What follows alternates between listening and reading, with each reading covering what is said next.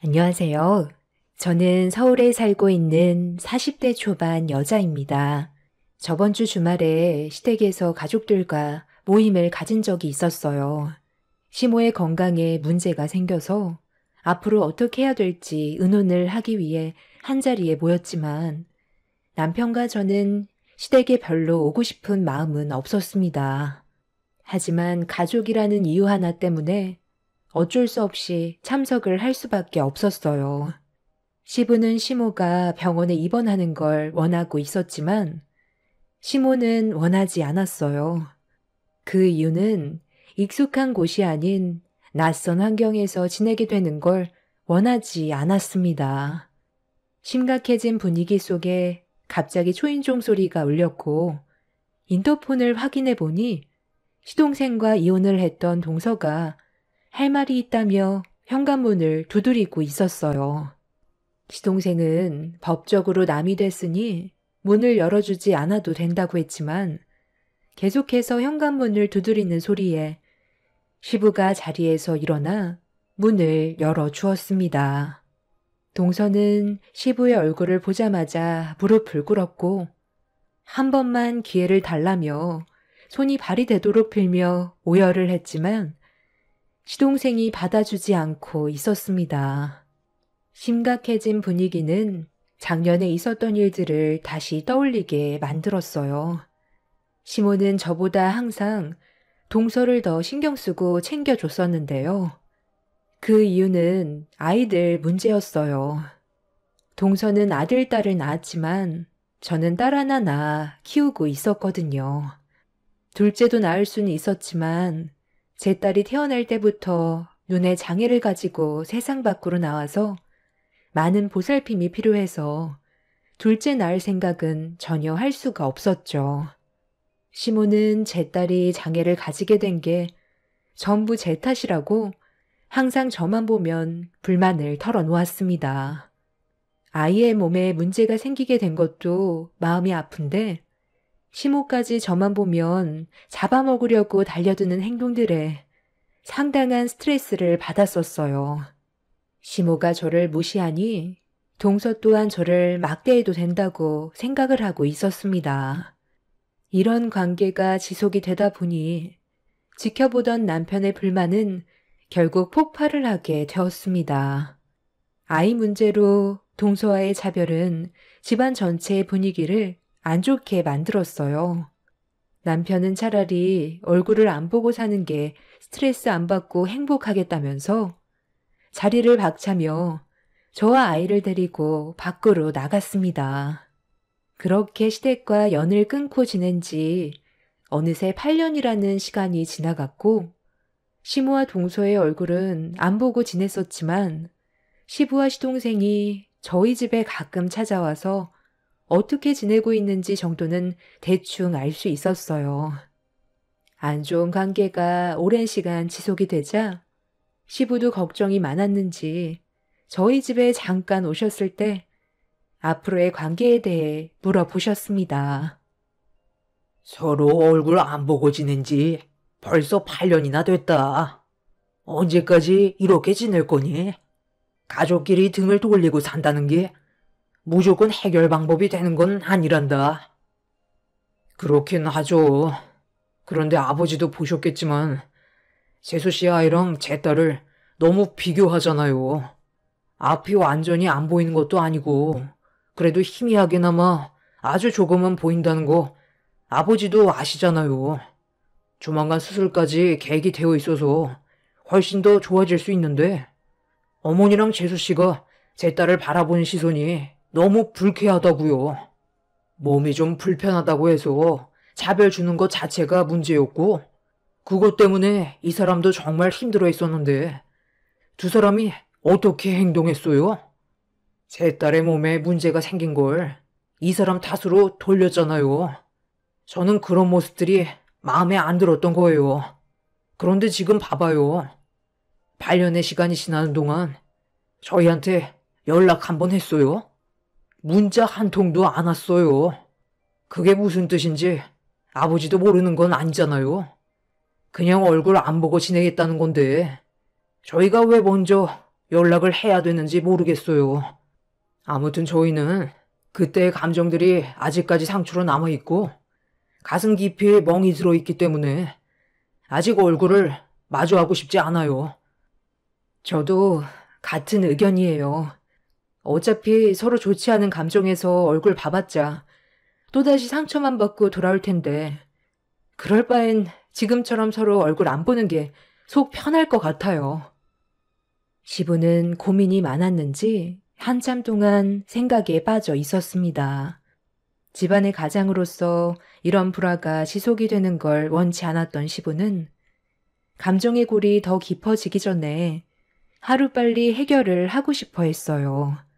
가족끼리 등 돌리고 사는 게 좋지 않다는 걸 저 또한 알고는 있었지만 8년 전에 너무 큰 상처를 받았고 제가 먼저 다가갈 이유가 없었기 때문에 시모와 동서가 잘못을 인정하고 먼저 손을 내밀기 전까진 저희 부부는 움직이지 않을 생각이었습니다.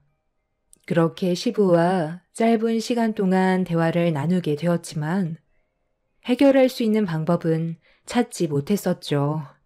몇 달 뒤 오게 될 설 명절날 서로 함께 모여 좋게 풀어나가길 원했던 시부의 생각을 저희 부부가 모르는 건 아니었지만 원인 제공자인 시모와 동서가 움직이지 않는 한 저희가 먼저 시댁에 찾아갈 일은 없었습니다. 그리고 제 딸의 수술이 코앞이라 여러 가지 신경 쓰는 일이 만들고 싶지 않았어요. 그렇게 시부가 돌아가시고 몇 주 뒤 제 딸은 눈 수술을 하게 되었습니다. 반맹아라고 사물의 분간은 어느 정도 가능하나 생활을 할 수 있을 정도는 아니라서 저희 부부는 제 딸이 어느 정도 수술을 감당할 수 있을 나이대까지 기다리기로 했었어요. 담당 의사 또한 수술이 급한 건 맞지만 너무 어렸을 때 수술을 진행하는 것보단 시간을 두고 수술을 할 수 있을 정도의 체력과 여러 상황들을 고려해 좀 더 지켜보기로 했던 거였어요. 그리고 어느 정도 시기가 맞았을 때 제 딸의 눈 수술이 결정이 되었고 정말 다행이었던 건 성공적으로 수술이 끝이 나게 돼서 정상인들처럼 완벽하게 세상을 선명하게 볼 수는 없었지만 그래도 예전에는 보기 힘들었던 글씨 또한 읽어내려갈 수 있었습니다. 그리고 이 소식을 들었는지 8년 만에 처음으로 시모에게 먼저 전화가 왔어요. 고민 끝에 시모가 8년 만에 저에게 연락한 이유를 들어봐야 할 것 같아 통화 버튼을 눌렀습니다. 시모의 첫마디는 상당히 밝았었어요. 그동안 잘 지내고 있었니? 최근에 수술이 성공적으로 끝났다면서? 시간이 지날수록 시력이 좋아진다던데. 그동안 마음고생 많았겠네. 이제 설 명절도 얼마 남지 않았는데 너희 시아버지가 언제까지 연락 안 하고 지낼 거냐며 하도 난리를 쳐서 이번에 우리 손녀 얼굴도 좀 볼 겸 한번 들렸으면 좋겠다. 가봤자 어차피 안 좋은 말만 듣게 될 텐데 상처되는 말 들을 바엔 안 가는 게 좋을 것 같아요. 그리고 어머님은 지금 저희 가족한테 미안한 마음에 내켜서 전화한 건 아니잖아요. 아버님이 화내셔서 억지로 어쩔 수 없이 전화하신 걸 텐데 가봤자 저희가 얻을 수 있는 건 없을 것 같아서요. 아이 참, 어머님, 저 좀 바꿔주세요. 형님, 저예요. 이번에 그냥 좀 오면 안 돼요? 아버님 때문에 눈치 보여서 살 수가 없어요. 그리고 이번에 어머님이 형님한테 줄 게 있나 봐요. 뭔진 잘 모르겠지만 일단 와서 받아가는 게 좋겠어요. 잠깐 얼굴 보는 건데 그게 그렇게 어려운 건 아니잖아요? 8년간 얼굴 안 보고 지냈으면 충분하다고 생각하는데요. 이번에 민서 입학하지 않아요? 우리 둘째 효주도 이번 연도에 입학하잖아요. 그래서 어머님이 겸사겸사 모이자고 하는 거니까 이번 기회에 하고 싶은 말 있으면 설 명절 때 꼭 오세요. 저도 눈치가 있지. 아버님 화가 머리끝까지 올라왔는데 쓸데없이 입 놀리진 않는다고요. 시모와 동서는 시부 때문에 스트레스를 많이 받고 있었는지 8년 만에 처음으로 전화해서 명절날 서로가 쌓였던 불만들에 대해 풀자며 시댁으로 모이길 원하고 있었습니다.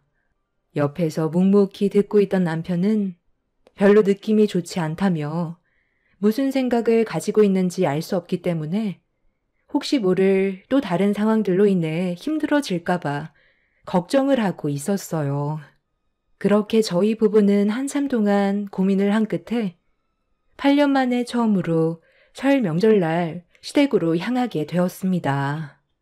가는 동안에도 걱정이 많았었지만 시부가 가족들과 한자리에 모이는 걸 너무 원해서 어쩔 수 없이 시댁으로 가게 된 거였지만 조금이라도 상처가 되는 말을 듣게 된다면 고민도 하지 않고 집으로 다시 돌아올 생각을 가지고 있었습니다. 그렇게 8년 만에 시댁에 발을 들인 순간 시부와 시동생은 밝은 얼굴로 저희 가족을 반겨주었어요. 그리고 뒤이어 나온 시모와 동서는 어색한 미소로 인사를 건넸습니다. 두 사람은 저희 부부의 얼굴보다 제 딸의 수술 결과가 더 궁금했는지 제 딸에게 시선을 떼지 못하고 있었어요. 동서의 자식들은 웃고 떠들면서 거실을 활개치며 뛰어다니고 있었지만 제 딸은 안정을 취해야 되는 몸 상태라 조심스럽게 방으로 들여보냈습니다.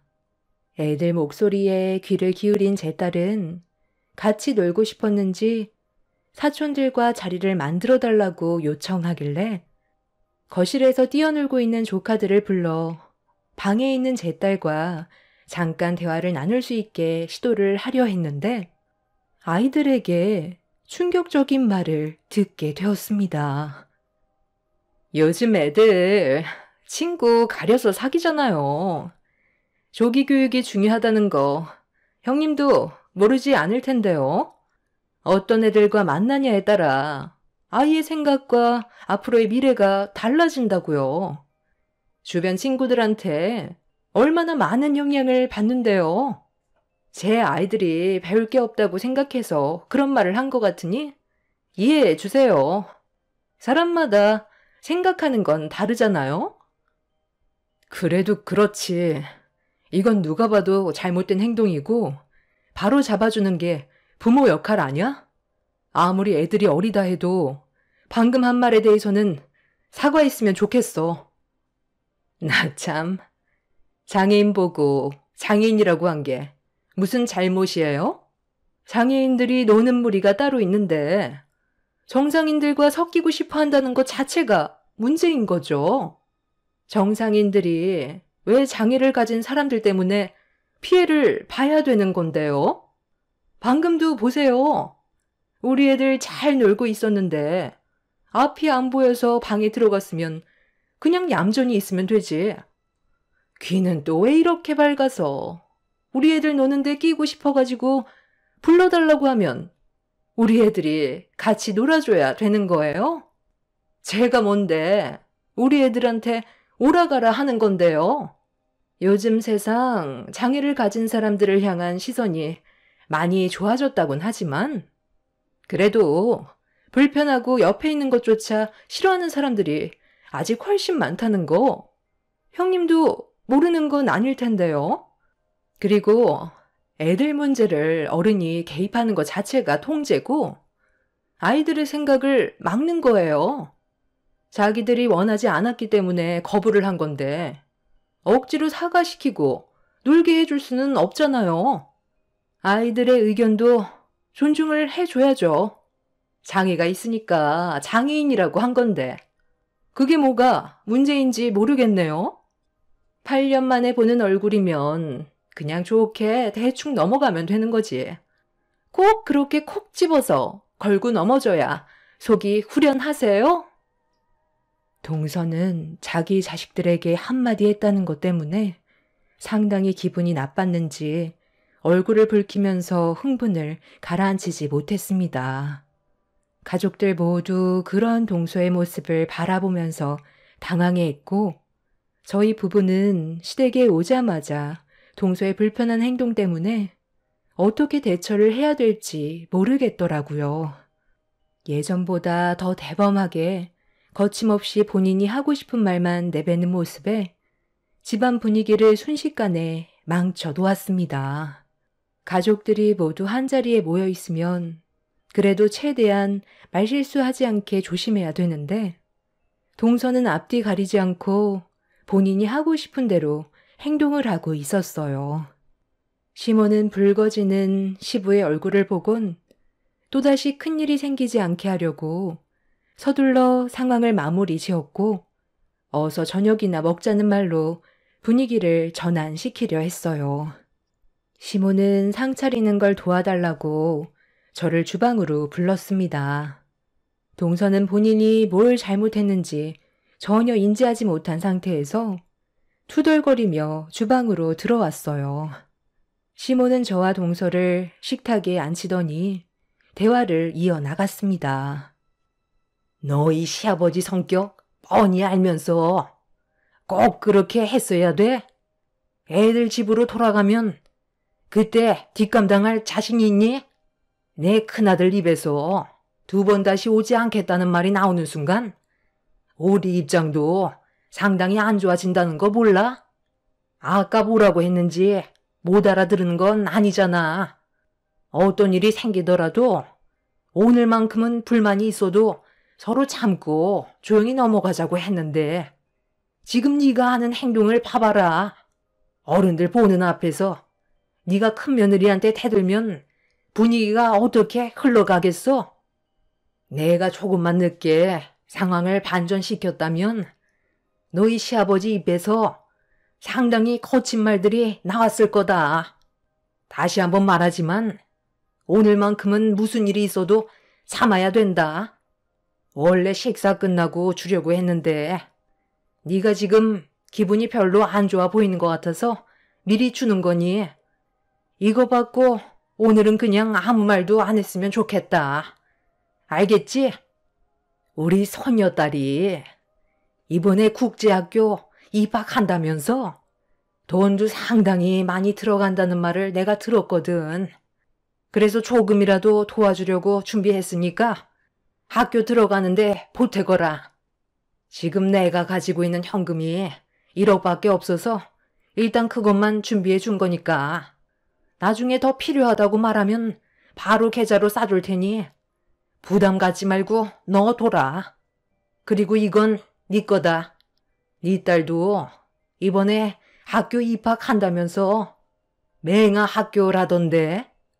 작은 며느리보다 일찍 우리 집 식구가 됐는데 애가 늦게 생겨서 어떻게도 입학식이 비슷한 날짜에 잡혔네. 쟤는 맹아 학교에 입학한다고? 그럼 그곳은 눈이 안 보이는 애들만 들어가는 곳인가 봐. 그래서 너한테 이걸 좀 준비했다. 그래도 꽤 비싼 걸로 준비했으니까 앞으로 이거 들고 다니면 될 거다. 수술을 해서 앞이 좀 보인다 해도 맹인인 건 맞는 거잖아. 시모는 동서에게 입학 선물로 1억을 건네주었고 제 딸은 맹인 스틱을 건네주었습니다. 살면서 필요한 물건은 맞지만 시모의 말들이 저에게 상당한 아픔으로 다가왔어요. 장애가 있다는 이유로 신체적 문제를 거론하면서 맹인 스틱 주는 것도 감사하게 생각해야 된다며 돈을 줘봤자 깨진 항아리에 물 붓기라며 돈을 써봤자 시모가 느끼는 만족감이 없을 것 같다고 제 딸과 동서 딸을 대놓고 비교하고 있었습니다. 어른들부터가 비교를 하는데 애들이 뭘 보고 배웠겠어요. 동서나 시모나 다를 건 전혀 없어 보였어요. 식탁 테이블에 올려져 있던 스틱을 주워 들었는데 뭔가 이상한 점을 발견했어요. 보통 맹인 스틱의 경우 접이식으로 되어 있어서 펼치면 자동으로 스틱이 펴지게 되어 있는데 보니까 제일 하단 부분이 고장난 건지 펴지지 않고 꺾여 있더라고요. 뭔가 이상해서 자세하게 살펴보니 스틱 아랫부분이 상당히 심하게 휘어져 있었습니다. 하자가 있는 스틱을 건네준 시모에게 불량인 것 같다고 얘기하자 돌아오는 대답이 정말 어이가 없었네요. 그게 말이야. 내가 너 오기 전에 맹인인 것처럼 사용을 한번 해봤거든. 그런데 눈을 감고 걸어가다 보니 턱을 넘지 못해서 넘어졌는데 그때 휘어져 버렸지 뭐냐. 그래도 사용하는데 문제는 없을 것 같아 준 거니까 대충 사용하면 되지 않겠어? 어차피 시력도 조금씩 회복이 되고 있는 중이라며. 혹시 모르니까 가지고만 있던지. 쓸 수 없을 것 같으면 그냥 버려라. 인터넷에 보니까 맹인 스틱 10,000원도 안 하더구만. 너도 몇 개 있을 거 아냐. 지금 네가 들고 있는 거 AS가 되는 제품이긴 한데 내가 그거 고쳤을 시간이 어디 있니? 그런데 눈이 보이는 건 맞는 거지? 수술이 성공적이었다면서. 그런데 바라보는 시선이 아직 초점이 안 맞아서 그런지 눈에 사시가 있는 것 같더라. 아까 그 모습을 보는데 여자로 태어나 결혼 한번 못 해보겠구나. 그 생각이 먼저 들더라고. 맹인들은 맹인들끼리 결혼하니? 그럼 그 사이에서 태어난 아이도 맹인이 되는 거야? 맹인도 유전일지도 모르잖아. 너희 집안에 시각장애를 가지고 있는 사람들은 없었니? 에휴, 너희들만 보면 한숨밖에 안 나온다. 오늘은 떡국으로 대충 때울 테니까 서둘러 준비하도록 하자. 다들 바쁜데 빨리 먹고 가야 할 거 아니야? 언제까지 우리 집에 붙어 있을 순 없잖아. 시모는 자리에서 일어나 냉장고로 향했어요. 시모의 한마디 한마디가 저에게 엄청난 상처로 가슴에 박히는데 제가 왜 이런 말을 듣고 있어야 되나 싶더라고요. 8년 전이나 지금이나 달라진 건 아무것도 없다는 걸 느끼게 되는 순간이었고 남편과 집으로 돌아가게 되면 다시는 시댁에 오고 싶지 않았습니다.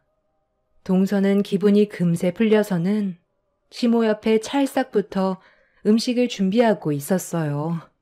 그 모습들을 보면서 저도 제 할 일을 찾아 식사를 준비했고 그렇게 가족들이 모두 둘러앉아 자리에 앉았는데 갑자기 제 딸이 시모가 앉을 자리에 있던 떡국과 제 곳을 바꿔달라고 보채고 있었습니다.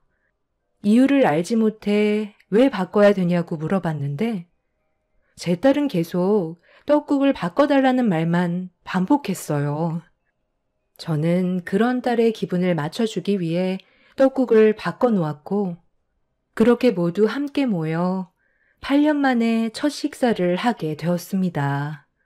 그런데 한 그릇을 뚝딱 비운 시모가 갑자기 표정이 일그러지더니 배를 부여잡고 급하게 화장실로 뛰어가 비명을 지르기 시작했어요. 화장실에 들어간 시모가 복통을 호소하며 괴로워하고 있는데 그 이유를 알지 못한 가족들은 화장실에서 나오지 못하고 있는 시모를 기다리고 있었습니다. 시부는 갑자기 일어난 돌발 상황에 많이 놀랐는지 무슨 일이냐고 물어보았고 시모는 본인도 잘 모르겠다면서 배가 너무 아프다면서 힘들어하고 있었어요. 그렇게 한참 뒤 화장실에서 나온 시모는 얼굴빛이 하얗게 변해선 거실 소파에 털썩 주저앉았는데 모두들 의아해하고 있었습니다. 정확한 이유를 알지 못해 모두가 당황해서 시모의 상태를 지켜볼 수밖에 없었습니다. 그런데 문제는 시간이 지날수록 점점 더 심각해졌고 시모는 몇 초마다 화장실을 반복해 왔다 갔다 하더니 나중엔 나올 힘도 없었는지 화장실에 주저앉아 버렸습니다. 시부는 그제서야 음식에 무슨 문제가 있는 것 같다고 했지만 가족들 모두 멀쩡한데 시모만 복통을 호소하고 있다는 게 너무 이상했어요. 그런데 그 순간 좀 전에 제 딸이 꺼낸 한마디가 머릿속에 스쳐 지나갔고 제 딸은 가족들이 모르는 무언가를 알고 있는 것 같아 좀 전의 상황에 대해 조심스럽게 물어봤어요. 왜 떡국을 바꾸라고 한 건지 되물어 보는 순간 딸이 뱉은 한마디는 가족 모두를 경악하게 만들었습니다. 제 딸이 방에 들어가 있을 때 옆방에서 동서가 전화통화하는 대화 소리를 전부 듣고 있었다면서 동서가 아는 지인에게 설사약을 구매한 것 같았어요. 액상으로 되어 있어서 조금만 넣어도 설사를 유발할 정도로 강력한 약이었는데 그걸 한 통 전부를 제가 먹을 떡국에 부어버릴 거라고 지인과 대화하는 걸 옆에서 듣고 있었다는 걸 설명해주고 있었습니다. 제 딸은 눈이 잘 안 보이는 탓에 귀가 상당히 예민해서 작은 소리조차 상당히 민감하게 반응을 하는데 옆방에서 전화 통화하는 건 당연히 전부 다 들을 수 있던 거였죠. 이 사실을 알게 된 제 딸은 평소 자기를 싫어하던 할머니와 바꾸라고 말을 했던 것 같아 보였어요. 그리고 이 사실을 가족 모두가 알게 된 순간 시동생은 동서의 가방을 뒤지기 시작했고 그 안에서 액상으로 되어 있는 설사 약통이 바닥으로 떨어졌습니다. 집안은 순식간에 난리가 났고 동서가 이런 일을 저질렀다는 거에 모두가 분노를 감추지 못하고 있었습니다. 그리고 제일 많은 피해를 받게 된 시모가 동서의 생각 없는 행동으로 인해 자신이 피해를 봤다는 거에 화가 났는지 화장실에서 비틀거리며 밖으로 걸어 나왔습니다. 안색이 상당히 안 좋아진 상태에서 시모는 동서의 뺨에 손을 올렸고 머리채를 잡으면서 분노를 표출했어요. 내가 다른 건 다 참고 넘어갈 순 있지만 먹는 걸로 장난치는 건 절대 용서할 수가 없다. 지금 내 몸 상태가 어떤 줄 알고는 있니? 네가 생각 없이 저지른 행동 때문에 지금 서 있는 것조차 힘들다고. 힘들게 만든 음식에 누가 설사약을 집어넣으래? 어딜 도망쳐? 당장 이리 안 와? 오늘 네가 한 행동은 절대 용서할 수 없다. 너도 똑같이 당해봐야 돼. 바닥에 떨어진 설사약 좀 이리 가지고 와라. 거기 있는 거 얘 입에다 전부 다 털어넣어라. 얼마나 고통스러운지 너도 느껴봐. 어머님, 죄송해요. 저는 그냥 형님이 저희 집안 식구라는 게 너무 싫어서 걸려주려고 몰래 설사약을 넣었던 건데 어머님이 드시게 될 줄 정말 몰랐어요. 아무리 내가 싫다 해도 어떻게 사람이 먹는 음식에 그런 짓을 저지를 수가 있어? 지금 동서가 한 행동 때문에 어머님이 얼마나 힘들어하는 줄 알아? 다 필요 없고 네가 직접 느껴봐라. 이리 와서 당장 입대지 못해?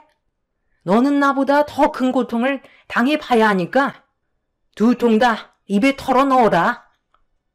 시모는 바닥에 떨어져 있던 약을 주워들어 비틀거리며 동서에게 걸어갔어요.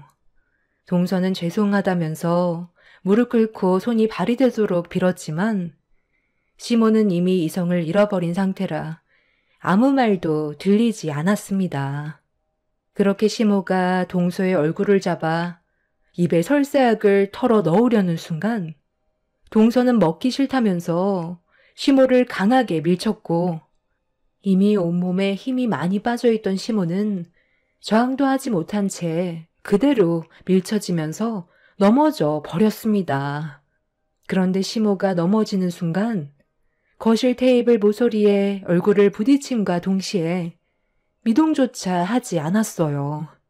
가족들 모두 움직이지 않는 시모의 모습에 놀랐고 시부가 시모의 몸을 돌렸는데 바닥에 과도가 떨어져 있었고 얼굴에서는 상당히 많은 출혈이 흐르고 있었습니다.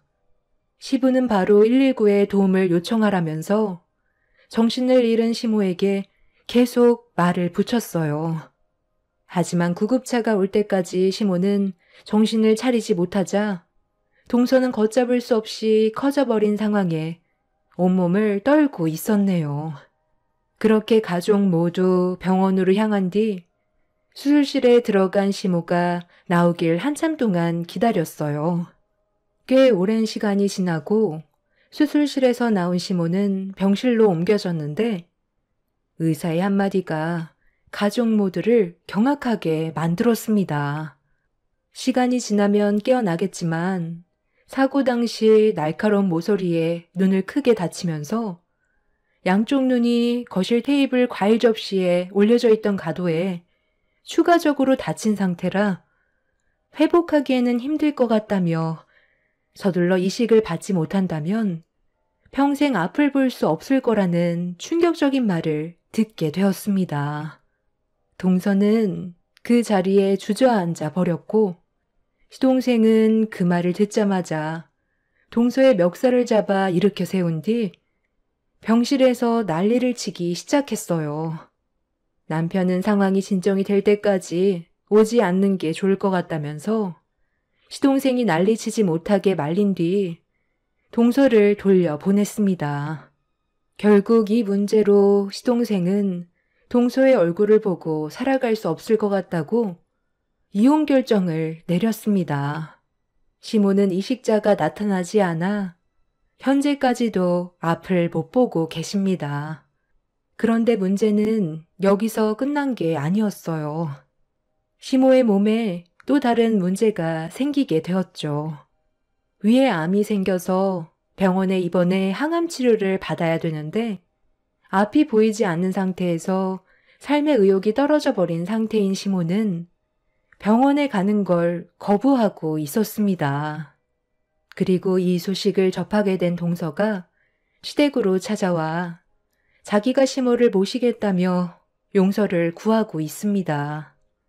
시동생이 거부해서 조카들의 얼굴도 못 보고 있는 상태라 동서는 다시 제자리로 돌아오기 위해 발버둥을 치고 있지만 이미 너무 큰일이 벌어져서 시댁 식구들은 동서를 받아주지 않고 있어요. 엎질러진 물을 주워 담을 수 없듯이 동서의 잘못은 돌이킬 수 없는 결과를 가져왔기 때문에 시댁 식구들은 동서를 받아주지 않을 겁니다. 시댁 식구들의 형편이 좋은 거지 동서 집안은 그렇게 잘 사는 집안도 아니었고 이번 일로 인해 법적인 처벌을 앞두고 있는 상태입니다. 본인이 저지른 잘못된 행동이 하마터면 사람의 생명을 앗아갈 수도 있는 상황이었거든요. 저는 동서만 잘못이 있다고 생각하지 않아요. 시모 또한 이 문제를 발생시킨 한 사람이고 어른답지 못한 행동을 동서가 그대로 보고 배운 결과라고 생각합니다. 항암 치료를 받지 않겠다면 시모의 길은 하나밖에 없겠죠. 세상을 등지게 되실 테고 이식받을 기회조차 사라질 텐데 이미 심각한 우울증에 시달리고 있어서 그런지 살겠다는 의욕이 전부 사라져 버렸습니다. 두 사람의 불행은 본인들이 만들었다고 생각해요. 눈앞에 보이는 현실만 처리하고 싶은 동서나 본인의 삶을 한탄만 하고 있는 시모가 제가 봤을 때 둘 다 거기서 거기 같아요. 남편과 저는 병원에 가지 않겠다는 시모의 결정을 존중해 주기로 했어요. 본인의 삶을 남이 살아주지는 않잖아요. 남편은 제 딸한테도 신경을 많이 써야 한다면서 당분간 시댁에 가지 않겠다고 시부에게 말씀드렸습니다. 얼마나 시모와 동서에게 질렸으면 두 눈이 먼 시모의 암 소식에도 등을 돌리려 하겠어요. 이래서 사람은 마음을 곱게 써야 한다는 걸 이번 일을 통해 느끼게 되었어요. 제 사연을 들어주시는 여러분들께서도 언제나 좋은 마음으로 인간관계를 유지하시길 바랍니다. 감사합니다.